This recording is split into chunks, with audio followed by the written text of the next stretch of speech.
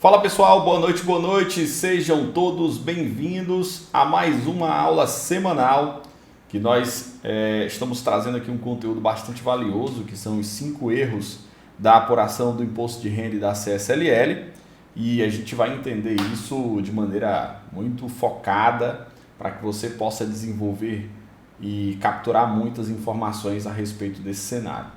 Você vai entender definitivamente os 5 principais erros da apuração do IRPJ e da CSLL, isso tanto no modelo de apuração do lucro presumido, como no modelo de apuração do lucro real. Então, eu vou tratar sobre isso. Você também está prestes a aprender os motivos que esses erros acontecem, para então você resolver na fonte os problemas ocasionadores relativamente a essas sistemáticas. Depois dessa aula, você irá compreender casos reais que ocorreram com tais problemas, a geração desses problemas. Eu vou trazer situações muito práticas que acontecem comigo, inclusive, sobre esse cenário. E aí a gente vai desenvolver muito desse conteúdo. E eu costumo sempre tratar que muitos profissionais entendem que é somente classificar fiscalmente os documentos fiscais e reconhecer no sistema de escrituração fiscal e logo depois enviar o SPED fiscal, SPED de contribuições, até mesmo o SPED ECF a cada ano. E tudo bem, a apuração do imposto de renda da CSLL estará pronta, por exemplo, para o lucro presumido. Gera um relatório de apuração do sistema e tudo bem, estamos prontos, estamos com o processo positivado. Então, após obter um balancete contábil encerrado pela equipe contábil, também a contabilidade gera essas informações para apuração do imposto de renda pelo lucro real, por exemplo. Mas muitas vezes não atenta que há possibilidade de erros no momento inicial que podem comprometer o processo de apuração de forma completa, sistemática, e é isso que a gente quer combater. A gente quer realmente acabar com esse tipo de problema, gerando mais informações. Então, quando você entender o que é que eu vou te apresentar, você terá uma completa mudança de mentalidade em relação à apuração do imposto de renda e da CSLL. E depois de colocar em prática o que eu vou te ensinar, provavelmente o seu sentimento será de que, literalmente, isso salvou uma empresa que eu presto serviço e gerou, portanto, uma economia de caixa, gerou um recurso monetário a partir dos conhecimentos que você adquiriu. Então, para isso, eu vou te apresentar os seguintes erros. Atenção, eu vou resumir já eles aqui na minha tela, mas basicamente eu vou apresentar 5 erros. Primeiro, na apuração do imposto de renda e da CSLL pelo lucro presumido, a aplicação do percentual de presunção muitas vezes errado. Então, eu vou entender com você como é que isso funciona.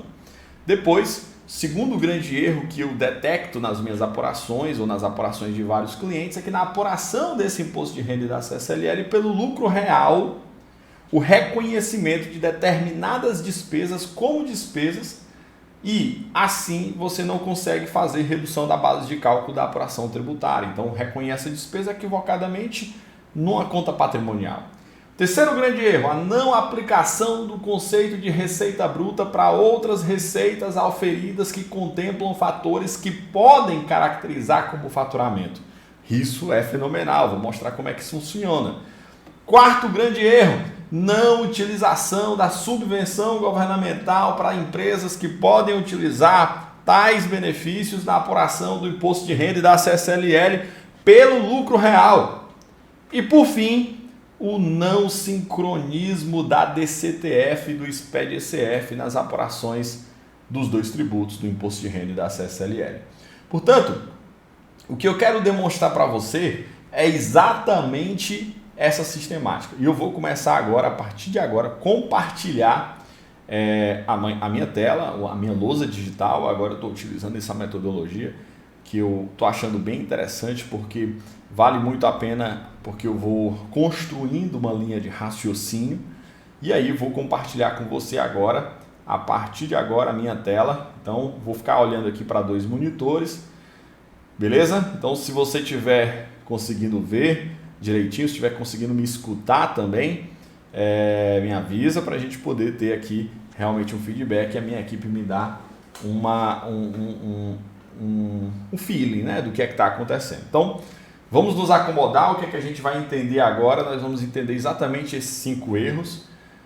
E nesses 5 erros, pessoal, eu fiz um resumo deles para que você possa entender numa tela somente, que nós temos os mais frequentes, né?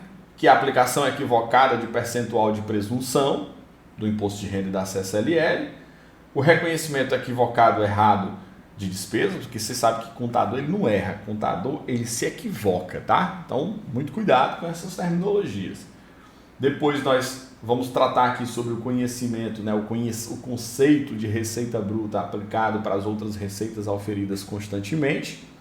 Depois, o conceito de subvenção governamental, quais são os erros que acontecem no processo de subvenção governamental que impacta diretamente na apuração do imposto de renda da CSLL. E depois, a DCTF divergente da SF.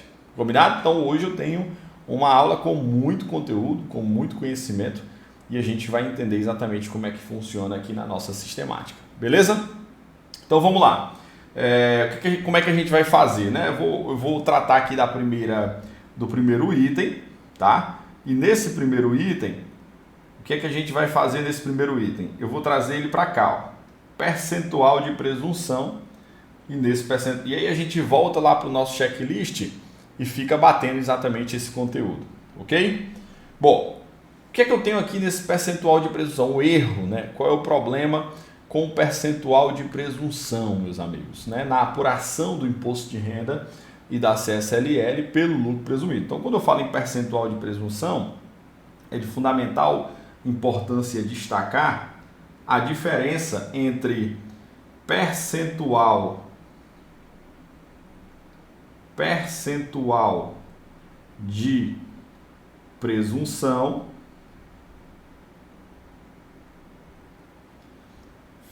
para, né, alíquotas. São coisas distintas.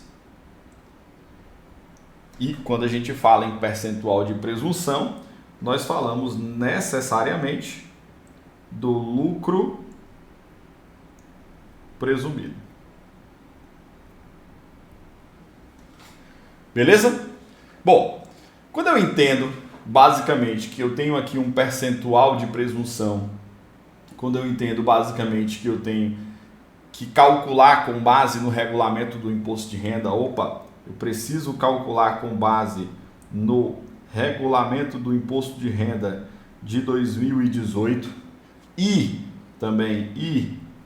uma instrução normativa da Receita Federal, que é a IN 1700,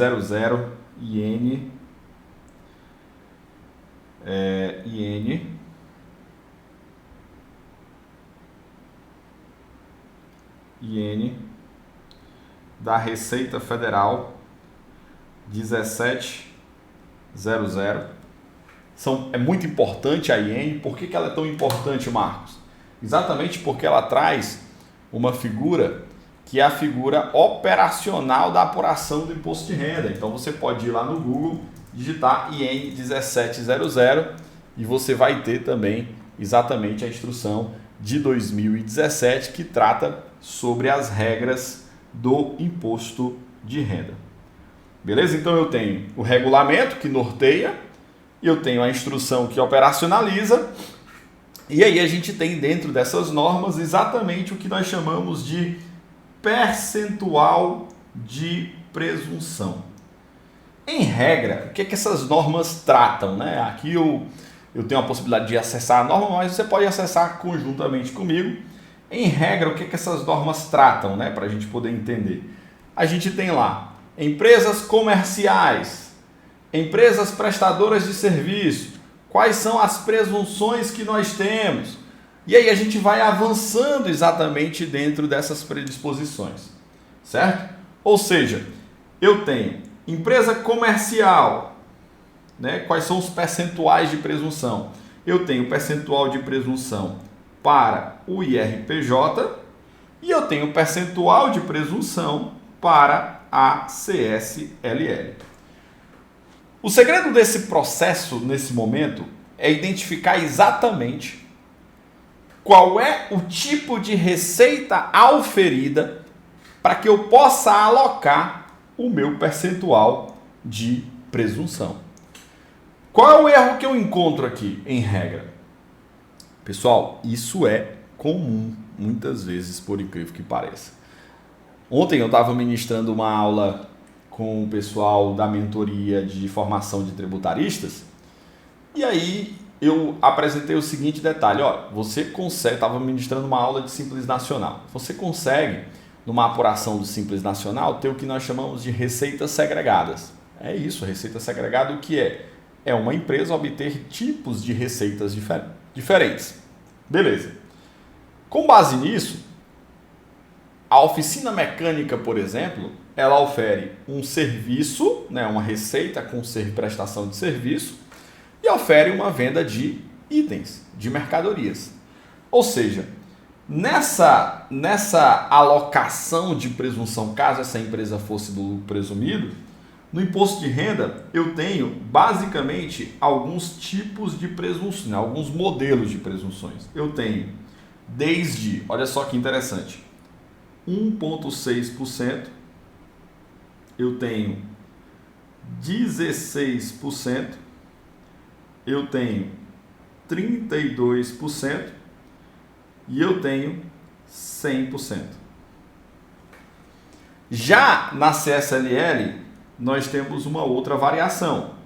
Nós temos 12%, nós temos 32% e nós temos 100%.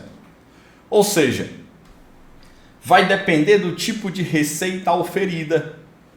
Se eu não classificar devidamente a minha receita, consequentemente eu vou alocar meu percentual de presunção em lugares diferentes. E isso vai acontecer comumente. O que é que acontece em regra? Acontece, já vi diversas vezes, que deveríamos estar em 16, mas estávamos em 32. Deveríamos alocar em 32, mas estávamos alocando em 100. Ou seja, eu não tive o devido cuidado de fazer a análise normativa com base na instrução normativa 1700 e com base no regulamento do imposto de renda. Qual é o impacto disso? O impacto disso vai acontecer porque você vai conseguir perceber lá no SPED ECF. Na hora que você for fazer o SPED ECF, você for fazer a devida alocação, naturalmente o impacto vai acontecer na escrituração contábil fiscal, porque a escrituração contábil fiscal, ela olha exatamente para o IRPJ e para a CSLL. Ou seja, se eu não conseguir entender exatamente como é que funciona o imposto de renda e a CSLL linkados à ECF, naturalmente nós vamos ter problemas. Portanto, muito cuidado, pessoal, muito cuidado, porque esse erro ele pode não ser perceptível na hora da apuração, mas ele vai ser perceptível aqui no SPED ECF. Você só vai conseguir ver isso aqui praticamente um ano depois. Portanto, podemos concluir que é necessário fazer o que nós chamamos de revisão.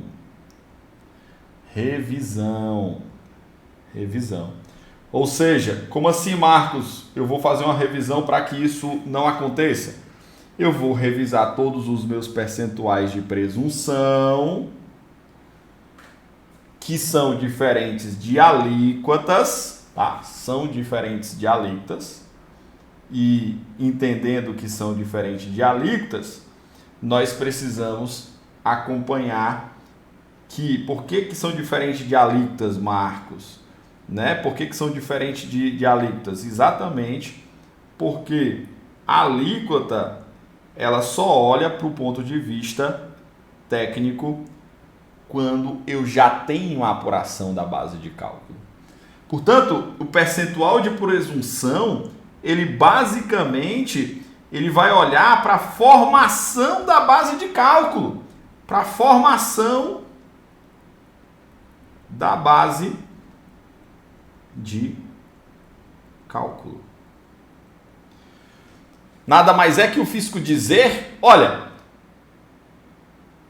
você tem um lucro presumido por mim de 1,6% para postos de combustíveis, 16,32% para prestação de serviço, 100% para receitas em geral, isso para o imposto de renda, para a CSLL 12%, 32% e 100%. Marcos, mas eu preciso entender quando é que eu aplico cada um desses casos. E a gente tem diversos cursos para te ensinar. Uma formação em analista fiscal, uma formação em SPED 3.0, um consultor tributário. Então, nessa lógica, eu preciso entender como é que eu faço essa alocação, mas que esse erro existe, ele existe. Como é que eu faço para evitar? Revisando. Cuidado com o impacto, um ano depois. Cuidado com esse impacto diretamente no SPED-SF. Bom, entendi, Marcos, entendi que esse processo ele precisa ser revisado, ele precisa ser tratado e ele precisa ser verificado. E, portanto, esse aqui é o nosso primeiro grande erro.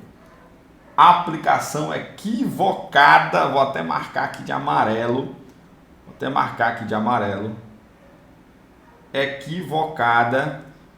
equivocada, vou só sublinhar aqui, na verdade. Cadê? Sublinhar aqui, equivocada do percentual de presunção, e aqui eu estou marcando como concluído, beleza? Então, feito. Marcos, beleza. Tranquilo, entendi. E agora, reconhecimento errado de despesas. É o nosso segundo grande tópico. Lembrando que a aplicação equivocada de percentual de presunção, ela já tem um rito, mas agora a gente vai para o reconhecimento errado das despesas. Errado. Marcos, como é que eu vou fazer isso? O que é que eu devo fazer? Né? Quais são os procedimentos que eu devo fazer para reconhecer corretamente as minhas despesas? Aqui, pessoal, inevitavelmente vai envolver exatamente um outro departamento, que é a contabilidade.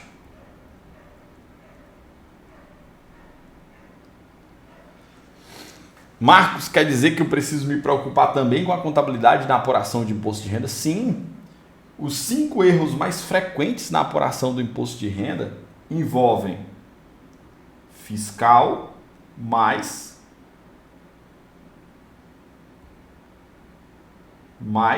contábil. Se eu não envolver fiscal mais contábil, eu não tenho informação de apuração do imposto de renda. Isso é fato. Beleza? Então vamos lá. Vamos trabalhar aqui. Vamos para o nosso segundo tópico. O segundo tópico, que é o reconhecimento errado, né, do imposto de renda da CSLL no que se refere a despesas, nós vamos entender o seguinte. Vamos lá. Segundo tópico.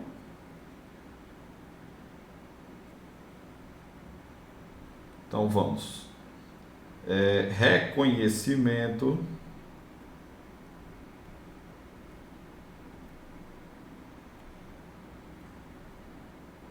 errado das despesas. Beleza. Então, vamos marcar aqui. Marcos, como é que eu consigo identificar como é que eu consigo identificar o reconhecimento errado dessas despesas? Primeira coisa, pessoal, que para saber esse processo de despesa, eu preciso necessariamente captar o meu balancete. Então eu preciso ter um balancete contábil. Isso é fato. Não tem outra. Marcos, e o balancete eu faço o quê? Eu vou analisar as contas. E aqui é a equipe contábil. A equipe contábil vai fazer o quê? Será que eu reconheci em conta patrimonial o que deveria ser despesa? Será que não tem nenhuma despesa reconhecida em conta patrimonial que eu deveria ter reconhecido em conta de fato de resultado? E aí eu preciso entender essa lógica.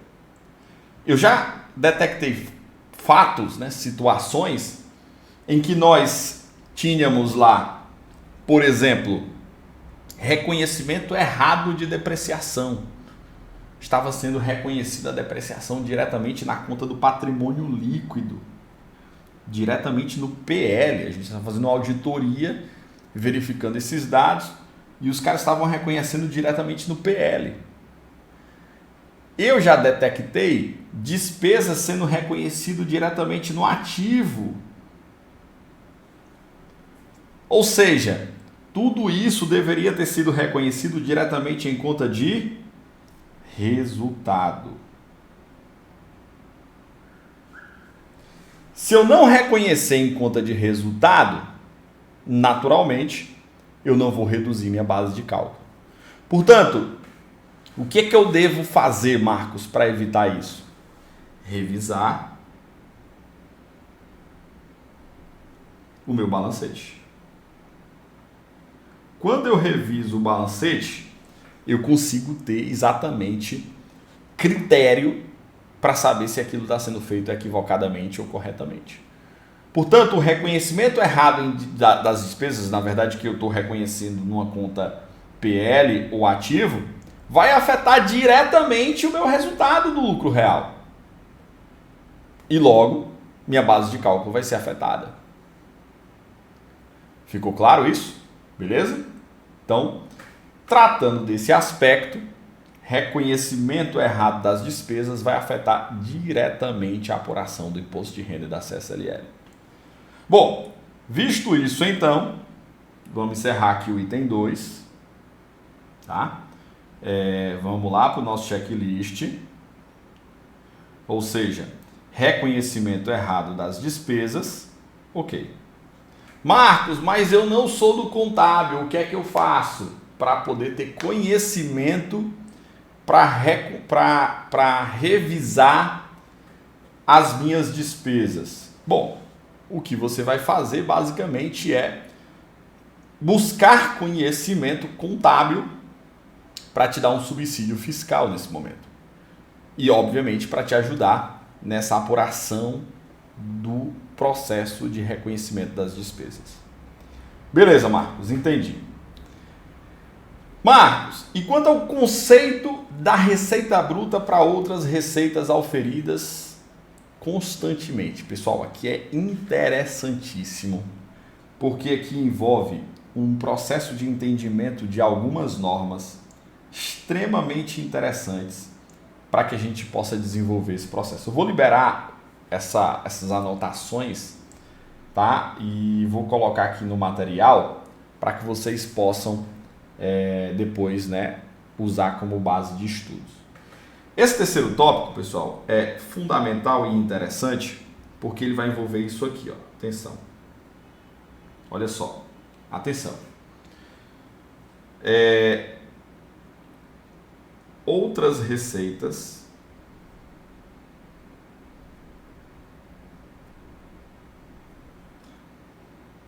podem ser receita bruta. Quando isso? Quando é que isso pode acontecer, tá? Quando é que isso pode acontecer? E aí eu vou mostrar uma situação real de quando é que isso pode acontecer. Deixa eu marcar aqui, deixa eu grifar, a gente perceber que exatamente esse modelo aqui é o nosso tópico. Beleza? Quando é que a gente pode ter isso aqui como receita bruta? Primeiro ponto, pessoal, que a gente precisa entender é o seguinte. Olha só que importante. Imagina você, e aí dentro da nossa seara de aplicação de percentual de presunção, e aqui basicamente, especificamente para o lucro presumido, tá? Lucro presumido.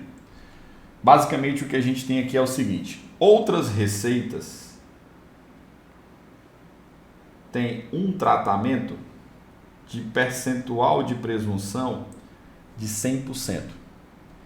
Receita bruta tem um percentual de presunção de olha só, 1,6, de 16, de 32, ou, nesse caso, para CSLL, de 12 ou de 32. Ou seja, uma eu tributo tudo e a outra, se for classificado como tal, eu tenho percentuais de presunção, ou seja, eu tenho uma menor base de cálculo. Beleza, Marcos? Entendi. E o que é que eu faço para entender exatamente isso? Imagine você com um supermercado. Esse supermercado, ele tem a parte superior com salas e a parte inferior opera o super. Beleza? Ou seja, nessa parte superior eu estou auferindo receita com aluguel. E nessa parte inferior eu estou auferindo receita com revenda de mercadorias. Na parte superior, você pode imaginar o seguinte: poxa, como é que eu faço para classificar essa receita de aluguel nessa estrutura de supermercado? Ora, esse aluguel são outras receitas, só que a gente precisa atentar no seguinte: quando eu classifico essas outras receitas e deixo ela de fato como outras receitas, eu tenho aqui um percentual de 100% de presunção. Agora, atenção, se eu classificar esse aluguel como receita bruta, eu já passo a classificar ela exatamente como 32%. Mas, Marcos, o que é que eu devo fazer? Classificar como aluguel ou classificar como receita bruta? Bom, aí a gente precisa entender o contexto da legislação normativa. O conceito de receita bruta foi alterado no artigo 12 do Decreto-Lei 1598 de 1977, que foi alterado pela Lei 12973 de 2014, que por sua vez nós trouxemos para a nossa realidade, né, atual, um conceito de receita bruta desde 2014 alterado. Hoje, o conceito de receita bruta nesse sentido é: eu preciso auferir essa receita, e essa receita, naturalmente, ela é frequente, ela é relevante. Se ela é frequente e ela é relevante, aí eu vou trabalhar o que nós chamamos de essência sobre a forma. Marcos, e por que isso é tão importante? Ora, porque todo mês eu estou auferindo aluguel, eu enquanto supermercado. Ah, Marcos, mas minha atividade mesmo é revenda de mercadorias. Isso aqui é o que eu faço de fato. Eu não presto serviço de aluguel. Tudo bem, Mas nessa composição, esse aluguel representa um valor relevante. Esse aluguel é constante. Então, o percentual de presunção a título de conceito normativo do que é receita ou outras receitas, esse aluguel, para a finalidade do imposto de renda ou dos tributos federais como um todo, ele será classificado como receita bruta, mesmo esse aluguel não estando na atividade da empresa como uma atividade secundária ou terciária ou primária, o que for. O que vai importar, de fato, é a essência sobre a forma. Portanto, nesse momento, eu entendo que você deve estar se perguntando, poxa, Marcos, então, se a essência é sobre a forma, considerando os fatores, né, de que o aluguel é uma receita recorrente, de que o aluguel é uma receita constante, é uma receita relevante, logo esse aluguel será naturalmente tributado a 100%. Não, ele será tributado a 32%. Perceba que antes eu tinha uma base de cálculo com 100% do valor de aluguel, agora eu passo a ter uma base de cálculo com 32% do valor do aluguel. Isso acontece muito, muito. E se você não consegue articular essa alteração, fazer com que isso aconteça, vai ter um impacto diretamente na ECF. Muitas vezes na ECF, mas basicamente você consegue trabalhar também RCT aqui. Certo? Você consegue trabalhar também RCT, recuperação de créditos tributários e tudo mais. Beleza? Bom, visto isso então, vamos aqui para o nosso quarto grande erro. Quarto grande erro. Vamos voltar aqui para o nosso checklist. E no nosso quarto grande, vamos voltar aqui como isso. Opa. Concluído o nosso terceiro grande erro. Primeiro já foi, segundo já foi, terceiro já foi. Vamos agora para o nosso quarto grande erro. O nosso quarto grande erro, que é a não utilização de subvenção governamental. Inclusive eu tenho uma live com o professor Gustavo Teixeira no meu Instagram, se você tiver a oportunidade para você entender o juridiquês da coisa. Aqui na subvenção governamental, de acordo com a NBCTG 07 ou CPC 07, por exemplo, as empresas que têm subvenção governamental, seja partindo do ponto de vista técnico voltado para um incentivo de uma Sudan, de uma Sudene, esses aí eu até digo que é tranquilo, porque eu já tenho um lapso disso muito bem feito. Mas na subvenção governamental eu tenho casos, por exemplo, de acordos formais, e aí vem o impacto disso, né? Acordos de redução do ICMS no estado. E esses acordos de redução do ICMS, que muitos estados chamam de termos de acordos, você provavelmente não fez a utilização da possibilidade na apuração do lucro real da exclusão da receita com subvenção governamental da base de cálculo do imposto de renda no livro de apuração do aluno. E se você não fez isso, você vai ter seríssimos problemas, porque você naturalmente vai estar pagando muito mais do que deveria. Portanto, a não utilização da subvenção governamental nas apurações do imposto de renda da CSLL para as empresas que têm acordos de redução do ICMS, têm determinados incentivos, por exemplo, é muito comum. Agora, não utiliza, não reduz base de cálculo e, consequentemente, não consegue. Isso só vale para o lucro real. Só vale para o lucro real. Só vale para o lucro real.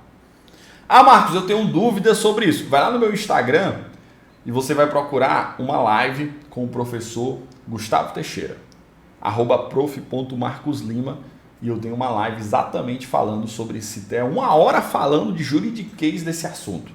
Tá? Então isso é um erro muito comum, que é a subvenção governamental não utilizada no processo de exclusão.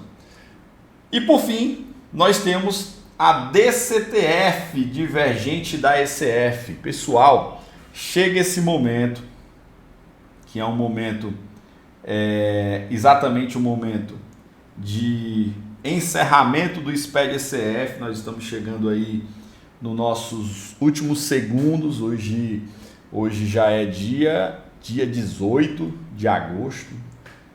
Até o final desse mês nós temos o prazo do envio da ECF.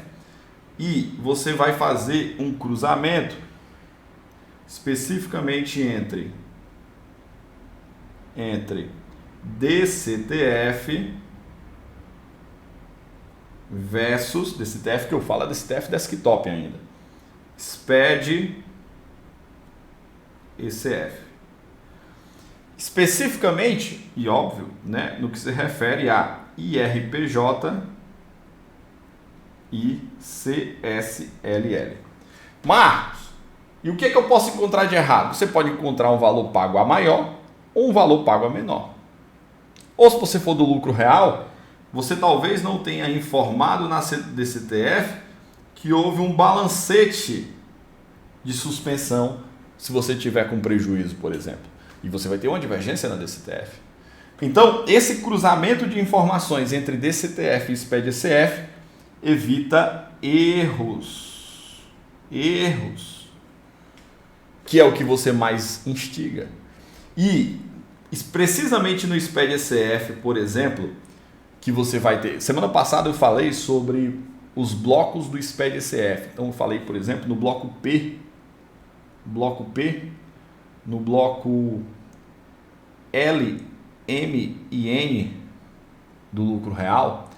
Especificamente, nós vamos ter um cruzamento da DCTF exatamente nesses blocos. Então, logo, você pode e deve conseguir evitar erros nesse sentido.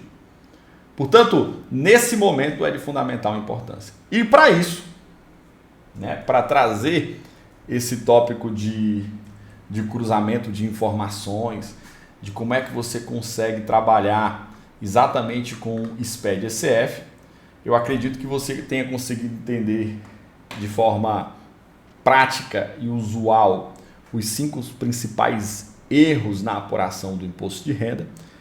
É importante ficar atento com essa apuração do imposto de renda e da CSLL, tanto pelo lucro presumido como pelo lucro real. Então, o que eu posso te dizer é que desta forma, tentando evitar esses erros, você pode sincronizar melhor seus processos técnicos e assim você necessariamente entender que existe solução para que você possa trabalhar exatamente com o SPED ECF. Nós estamos disponibilizando agora nos próximos minutos o Formação em SPED 3.0, que vai ser acompanhado diretamente com a minha mentoria técnica, onde eu vou te ajudar a fazer o SPED ECF. Se você tiver com erro, se você tiver com dúvida e você não sabe a quem recorrer, nós vamos, nesse momento, disponibilizar a Formação SPED 3.0 para que você possa entender como é que a gente vai trabalhar e resolver seu problema com o SPED ECF. O Formação SPED 3.0, vou colocar aqui na tela de novo, ele é composto assim, ó. Deixa eu trazer aqui para você. Ele é composto dessa forma. Dentro do Formação SPED 3.0 é exatamente um curso, uma formação, um programa desenvolvido por mim e pelo professor Felipe Guerra, onde ele é distribuído com documentos fiscais eletrônicos, escriturações fiscais digitais, escriturações contábeis digitais. E é nessas escriturações contábeis digitais que você tem tanto o SPED contábil, como também tratamentos relativamente ao SPED ECF na prática. E é aqui que, nesse momento, nós estamos disponibilizando para você o Formação SPED 3.0 e, naturalmente, você vai ter dificuldades, por exemplo, para fazer o SPED-SF. Mas eu vou te ajudar. Então eu vou me disponibilizar para te ajudar nesse momento. Mas tem algumas condições para que eu me disponibilize para te ajudar com a escrituração contábil fiscal. E dentro do Formação SPED 3.0 nós temos diversos outros bônus de como vender consultorias tributárias, o workshop do SPED que nós já realizamos, social na prática com o professor Rondinelli Coelho, auditorias digitais para que você não tenha problemas técnicos na hora de desenvolver o SPED-SF. E, portanto, esse Formação SPED 3.0, ele tem um grande desafio para você. Você está em cima, você está na hora de transmitir o SPED-SF e você não sabe como se desenvolver. Então, eu estou disponibilizando agora com a minha equipe 15 vagas desse treinamento. 15, só 15, tá? Essas 15 vagas que adquirirem agora vão ter mentoria comigo separadamente para eu ajudar a fazer o SPED-SF com você. Anota aí, você vai cobrar a minha equipe exatamente para a gente fazer e marcar uma reunião personalizada. Somente os 15 primeiros. E esses 15 primeiros que adquirirem agora, que tem que ser personalizado, né? Então eu não consigo atender 50 de uma vez. Esses 15 primeiros irão ganhar diretamente o livro Descomplicando o SPED, escrito pelo professor Felipe Guerra, certo? E esse livro, Descomplicando o SPED, ele vai exatamente, já está inclusive no volume 2, e ele vai diretamente para a sua casa, somente para os 15 primeiros. Você fala lá, professor, fala com a minha equipe, na hora que você adquirir, manda o comprovante para eles e diz, tô entre os 15, hein? Manda o livro para mim, eu já quero marcar a reunião com o professor para poder tratar sobre os problemas do meu SPED-SF, eu quero ajuda. Então, clica no botão agora, adquire, e eu quero te encontrar na área de membros, mas não só na área de membros, eu quero fazer uma reunião com você, para a gente poder resolver seus problemas de SPED-SF. Fechou? Combinado? Então, e aí o ponto mais, né, da questão. O valor desse curso, ele está especial. Eu vou te dar um livro, eu vou te dar o meu processo de venda, né, e o meu processo de entrega do SPED-SF, que vai ser exatamente um valor de R$ 497. Único e exclusivo. O valor desse curso é R$ 1.997, mas eu estou disponibilizando 15 vagas agora. Portanto, corre e faz a tua inscrição agora. Vamos lá! Quero te encontrar e quero fazer uma reunião com você para falar sobre os seus problemas do SPED-SF. Valeu, pessoal, boa noite e bons estudos!